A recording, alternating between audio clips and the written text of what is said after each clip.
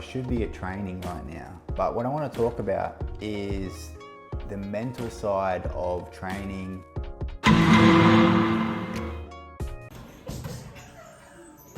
All right, everyone, start of a new week, start of a new session. Obviously there was skipping before this. I'm starting off here on the bag with probably the worst camera angle of the week, so good to get that out of the way. But we can still see the hands and we can still see the head, and that is what we are focusing on. Continuing on from last week, getting those hands directly back to the chin after throwing punches. You will notice that I go to dip them a little bit, but I bring them straight back up, obviously trying to correct myself on that bad habit. I believe this is the fourth round, I believe at this point, fourth or fifth round. And my shoulders, I really notice a difference with the shoulders tuckering out quicker because I am trying to pin them to the face. I am holding them up for a longer period of time. But once again, still trying to correct that form, still trying to keep the form. I shake them out here, obviously step right away, try and shake them out a little bit. But I have noticed directly a big difference with shoulder fatigue while keeping the gloves up. But I'm pretty impressed, pretty happy with the improvement.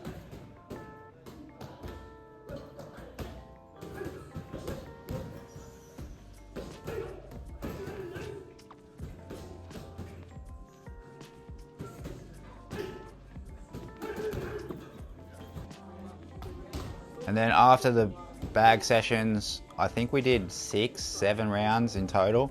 We then go on to some pads. I'm doing just a simple 1, 2, 3 slip and then alternating the slip sides, which actually had me really confused at the start, not gonna lie. This is like one of the most basic slip drills you can do. And a couple of times I stuffed it up and ended up catching a pad to the face. But once you get in the flow of things, you sort of stop thinking about it and you realize how automatic it becomes. We then go on to some 1, 2 hooks, which we are practicing here.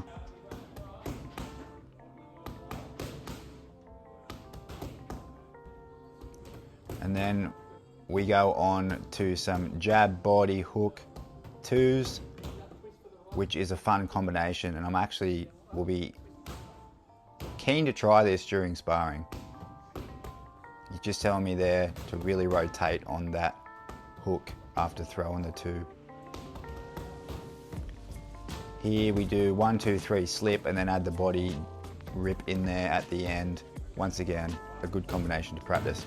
Now here is another pad session after that last one. Just practicing a simple combination with another newer guy as well. It's a double jab 2 hook. But what I notice here, I'm dropping my hands there, drop. To the face, drop. So, good to catch that. Tuesday, we be doing this warm-up that I told you about last week when we did this before sparring. So this was a 12-minute constant jog, and you are alternating, picking up different medicine balls from the person in front of you. Every 30 seconds, the coach will tell you to drop it, and you pick up the one that the previous person dropped. So all different weights. And then we go on to some bag work after this. And these are what we call bag sprints. So you start off light tap 30 seconds, and then when the coach tells you, you rip in for 30 seconds, non-stop work for 30 seconds, and then back to a light 1, 2, constant on moving the arms and trying to move the feet, trying to stay on the toes. This is the second round of this. And now this is on to the 7th round. We did 8 rounds of this, I believe. And I am on the 7th round here and I am struggling. Look at this, I am struggling to throw those hands. I am really, really tuckered. Taxation department has came and taken my shoulders away at this point. But yeah, just trying to throw something out there, but I was really tuckered.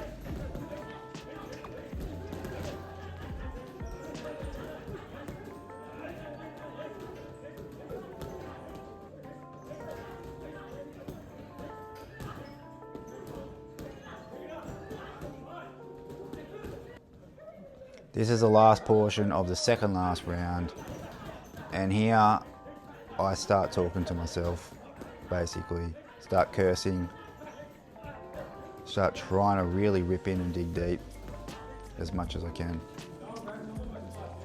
Is this, I am absolutely battling. Struggle street, right here.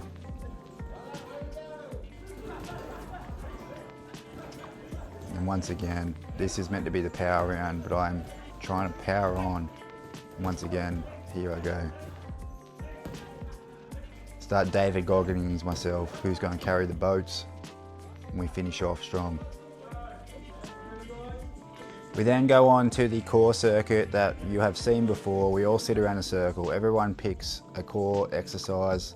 Start off with Russian twist. Elbows and knees, that was my choice. And then we go on to a plank. This is about the first plank of about 50 that we do. We then do some leg raises. I'm not sure why you've seen that so long. Then we do some little crunches, crunch slides, whatever you want to call them. Back to Russian twist. Someone picks Russian twist again. We then go on to some toe/ankle touches. The butterfly kicks. I start struggling here. Got to drop them. Got to continue on a little bit. And then we back to planking. Now this is where we just do about 4 sets of planks in a row because people want to be smart asses and keep choosing planks. But I really start battling here.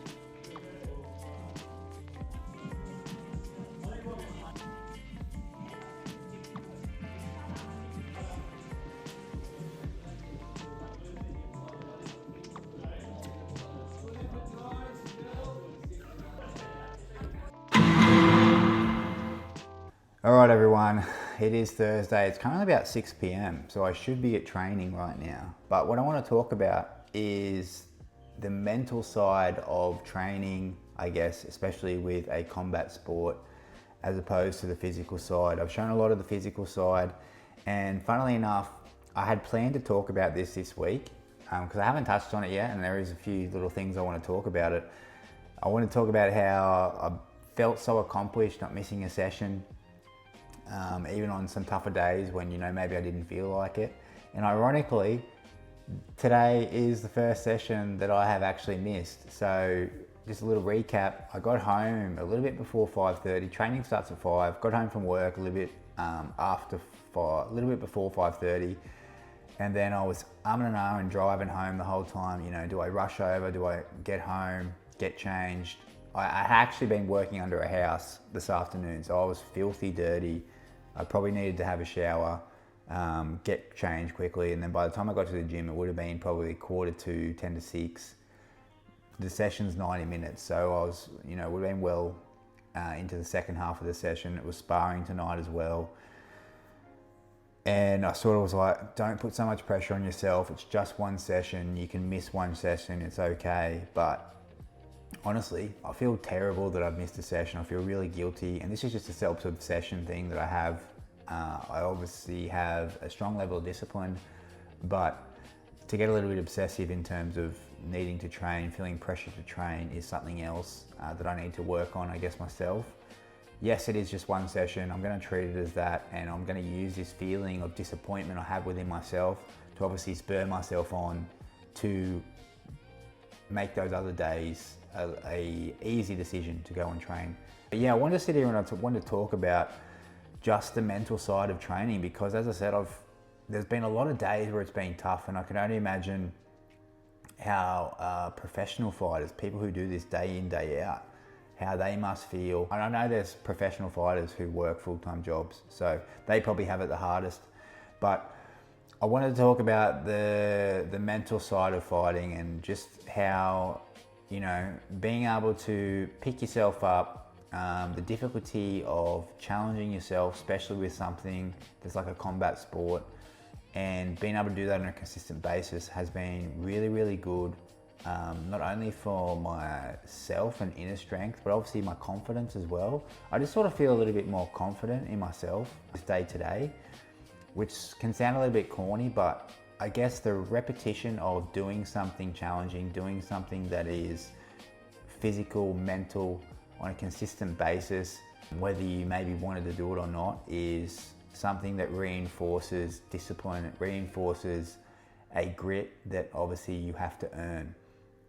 So I've definitely been feeling that the past probably 2 weeks or so. This is the 8th week, so I've just completed the 8th week of training of this journey. This will be the 8th video that I've done, and I just thought it was important to sort of share a little bit about, the difficulty of not only the physical side. I've had a few little niggling injuries. Hopefully can get on top of those over the next week or so.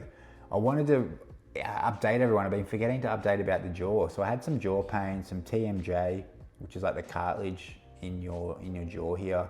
It's got like a capsule that is on a ligament. That was irritated there for a couple of weeks, what I was talking about the first few weeks.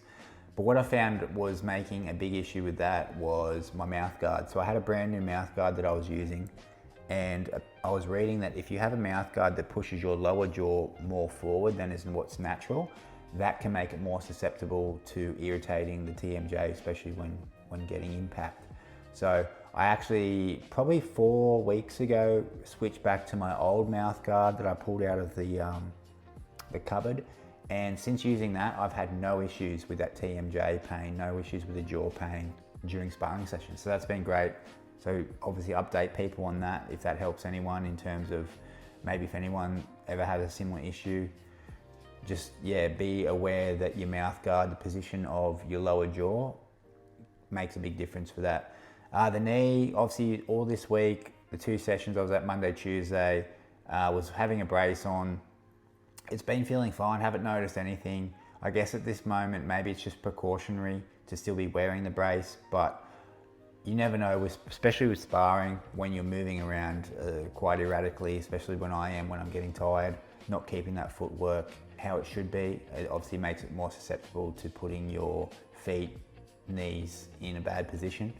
So all in all, it's been not too bad, the knee stuff. So moving forward, hopefully the body, I guess, is as good as it can be in the next few weeks, because I have been feeling very good about myself. I've been very accomplished, obviously been quite proud about my efforts leading up to this point. And there was something that happened on Monday at training, which I haven't shared yet, but we do have the paperwork. So I got gifted the paperwork by one of the trainers. Here's the footage.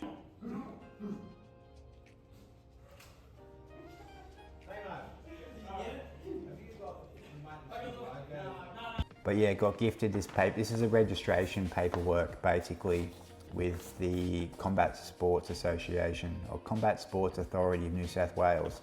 So you need to do a blood test, make sure you don't have AIDS, make sure you don't have hepatitis B and C, and then you need to get clearance from a GP, basically just to say that you're medically fit to compete.